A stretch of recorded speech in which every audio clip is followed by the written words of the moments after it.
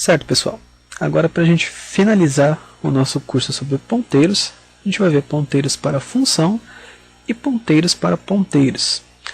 Vou pedir para que vocês prestem muita atenção, mesmo em ponteiros para função, porque não é fácil de entender, confunde e é chato pra caramba de fazer. Então vamos lá. Bibliotecas do C.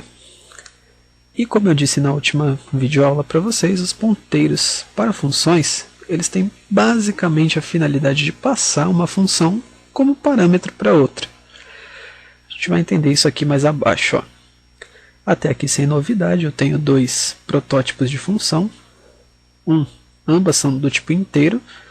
Uma é para soma, que recebe dois inteiros como parâmetro. E a outra é para subtração, que também recebe dois inteiros como parâmetro.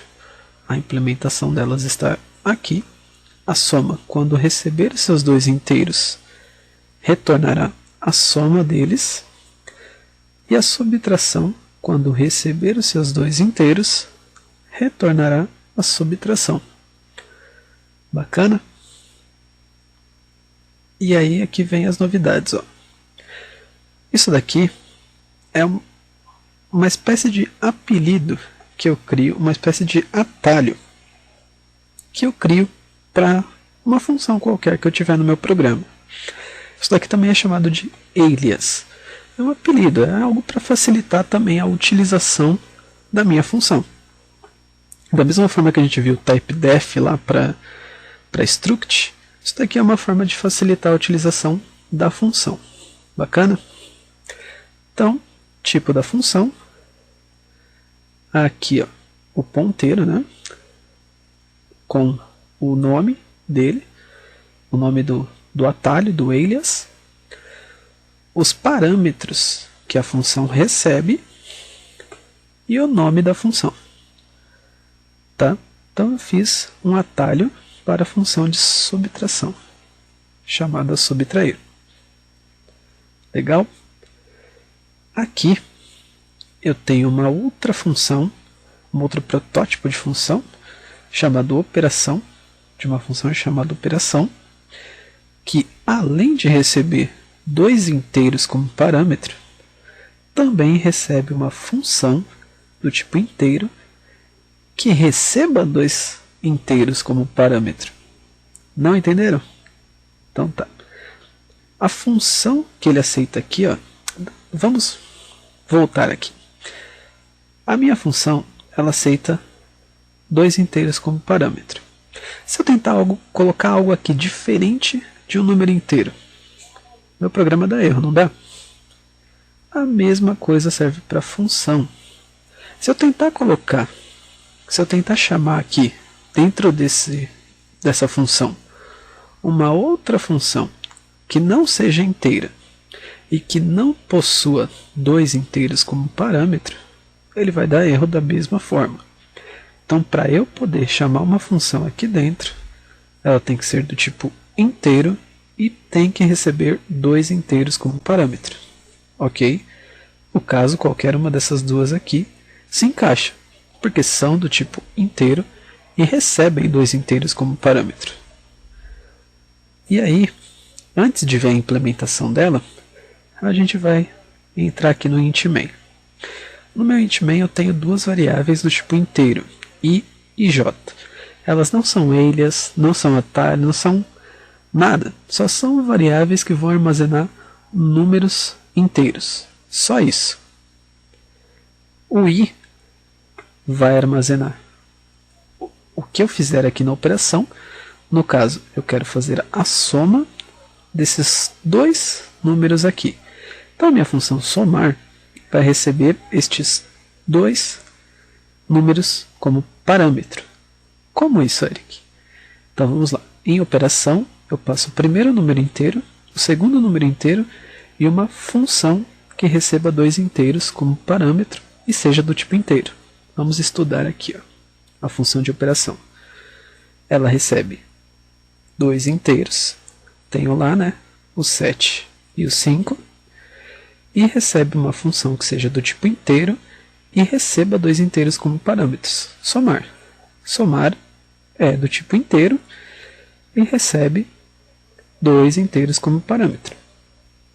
Então, eu crio aqui uma variável chamada OP, que também é uma variável que só vai receber um número inteiro, nada além disso, e faço com que essa variável receba essa minha função, que aqui eu chamo de func, e passo dentro dela os valores x e y, que são justamente os 2 inteiros aqui que eu peço para que essa função tenha. A func que eu quero, a função que eu quero, é somar, porque foi isso que eu pedi aqui em cima. Ó. Então eu vou lá para a minha função de somar, passando x e y para ela. O que tem em x e o que tem em y? Tem os valores 7 e 5, respectivamente. Então, em A, eu vou receber o valor 7, e em B, eu vou receber o valor 5.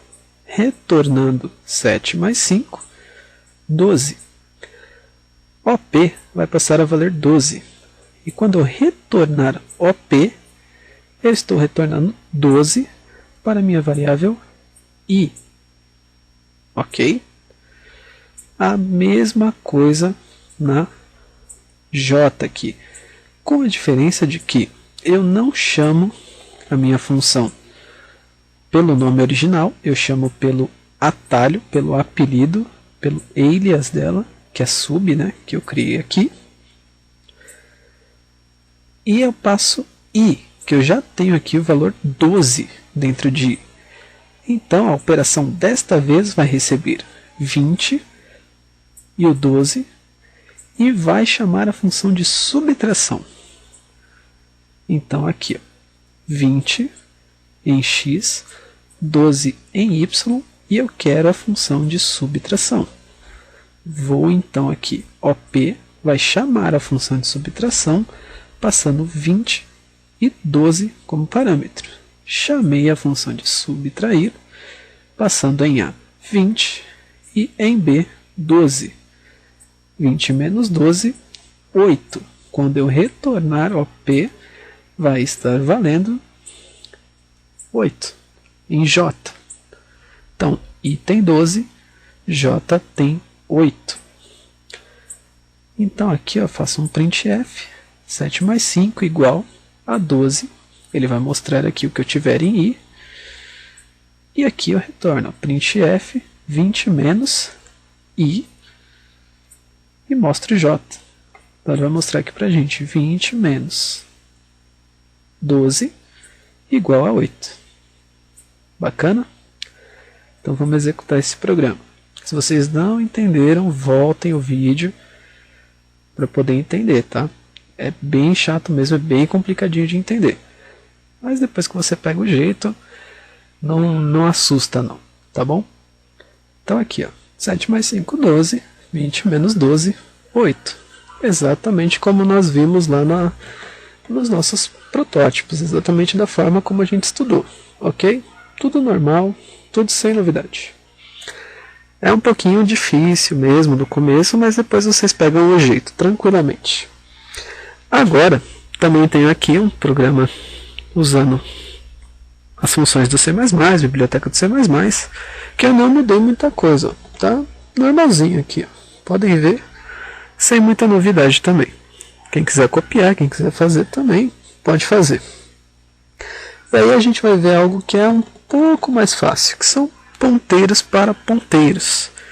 Olhem só, eu tenho aqui, programei em C++, usei namespace std, chamei o int_main, criei dentro do meu int_main duas variáveis do tipo inteiro, uma é v1, a outra é v2, a primeira recebendo 20 como inicializada, né, com o valor 20, e a segunda recebendo o valor 100, inicializada com o valor 100. Para eu criar um ponteiro, eu crio assim, né? Coloco o tipo de variável, asterisco e o nome do meu ponteiro. Para criar um ponteiro para um ponteiro, é o tipo de variável, 2 asteriscos e um nome qualquer. Então eu coloquei aqui pptr, que é um ponteiro para ptr, ok? Em PTR, nós atribuímos o valor do endereço de memória de V1, normalmente como nós fizemos em outros exemplos lá. E em PPTR, que é o meu ponteiro para PTR, eu coloco o endereço de memória do meu ponteiro, o lugar dele lá na memória. Lembram que nós já fizemos isso? Nós já vimos que o ponteiro tem um endereço dele na memória. Então, é isso que eu vou colocar dentro do meu ponteiro, para o ponteiro. Ok? Aí o cout, eu coloco que o valor de PPTR é isso daqui. Lembram-se que para exibir o conteúdo de um endereço de memória, eu utilizo o asterisco e o nome do meu ponteiro. Para exibir o conteúdo do endereço de memória armazenado no meu ponteiro, vamos voltar um pouquinho, peraí. Para exibir o conteúdo do endereço de memória que está dentro do ponteiro para o qual PPTR está apontando, eu utilizo esta sintaxe, 2 asteriscos. Tá ok? Da mesma forma como a declaração dele aqui. Bacana? Aí aqui eu só mudo para vocês, ó, coloco o V2 dentro de PTR e faço o PPTR de novo receber o endereço de memória dele. Tudo bem? E aí eu coloco aqui o cout e o novo valor de PPTR. Na verdade, eu nem precisaria colocar isso daqui, mas vamos executar o programa primeiro para ver como é que ele está se comportando.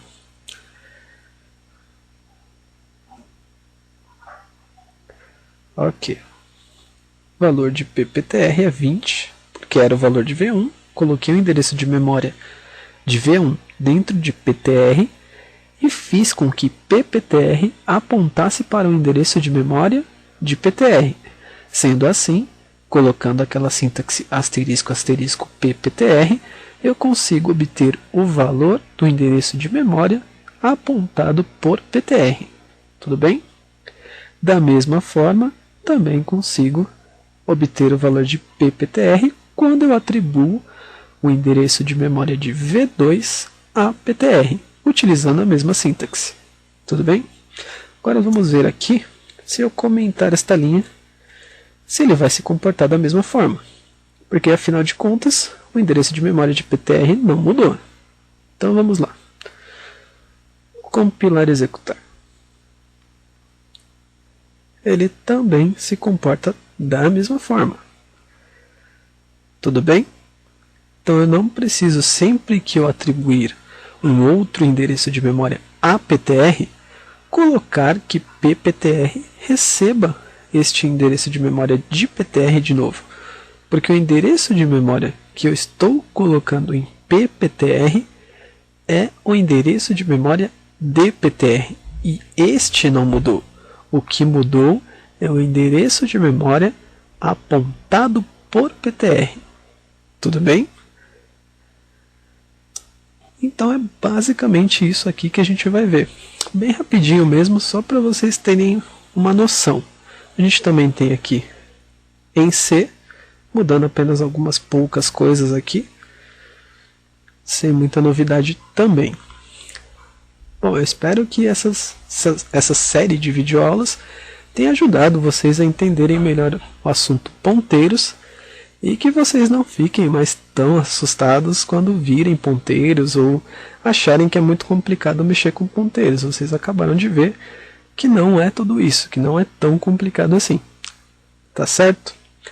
Bom, aguardem então novas videoaulas. Agradeço quem assistiu, quem comentou. E mais para frente a gente vai criar também novas aulas. Agora sobre manipulação de arquivos em C, C++, alocação dinâmica de memória e algumas outras coisinhas também, tá? Então fiquem ligados aí no portal, comentem, não esqueçam de compartilhar se vocês gostaram e até as nossas próximas videoaulas. Forte abraço a todos, fui!